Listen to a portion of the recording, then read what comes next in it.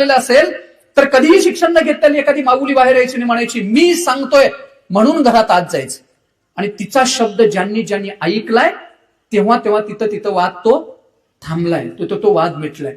पण दुर्दैवानं सांगताना हे वाईट वाटतं, आता या माणसांची जागा कुठे आहे? समजा आता या माणूस, याच्यातलाच एखादा माणूस लग्न ठरवायला बाहेर पडला तर माफ करा, सुशिक्षित समजली जाणारी आणि शहाणपणा कमी असणारी आमच्या पिढी त्या माणसाला असं म्हणते, मामा या बसा, टीव्ही लावले बसा. आणि मामा पाठीमागे येतात कारण संध्याकाळच्या जेवणाची चिंता आहे. नाही, घराचे कोपरे वेदनेने भरलेत. तुम्ही म्हणाल असं की कुटुंब व्यवस्था मी इथं सांगायला लागलोय म्हणजे मी वृद्धाश्रमाचा फार विरोधक आहे. सर, बेळगावला गेलो होतो, संजीवनी फाउंडेशन नावाचं फाउंडेशन आहे, तिथं वृद्धाश्रम चालवतं. मी त्यांना बोललो, म्हटलं वृद्धाश्रम चालवत आहे, मग मी कसं याचं समर्थन करताय किंवा कसं बघताय याच्याकडं.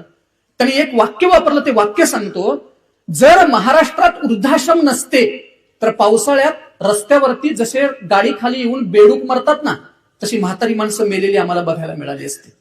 ती संस्था वाईट नाहीये, उलट त्या संस्था आहेत म्हणून अनेक वृद्धांना आधार मिळतोय, आज घराचे कोपरे वेदनेने भरलेले आहेत. म्हणजे घरामध्ये एखादी वयस्कर व्यक्ती असेल तर बंधनं काय आलेत बघा. नॉक केल्याशिवाय बेडरूम मध्ये जाता येत नाही, विचारल्याशिवाय पर्सला सुनेच्या हात लावला जात नाही, लावायचा नाही, विचारल्याशिवाय मोबाईलला हात लावायचा नाही.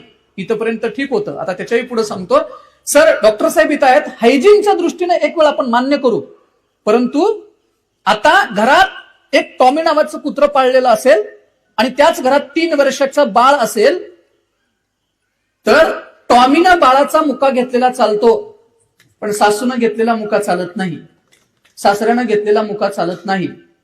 चला ठीक आहे, सासूने सासऱ्यानं तंबाखू खाऊन तो मुका घ्यायचा नाही, ही तितकंच खरं आहे.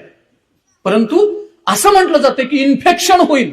पूर्वीच्या काळातलं इन्फेक्शन कुठं गेलं? मी थोडं धाडसानं सांगतो, इन्फेक्शनच होईल, पण ते इन्फेक्शन प्रेमाचं, मायेचं, आपुलकीचं आणि स्नेहाचं इन्फेक्शन असेल.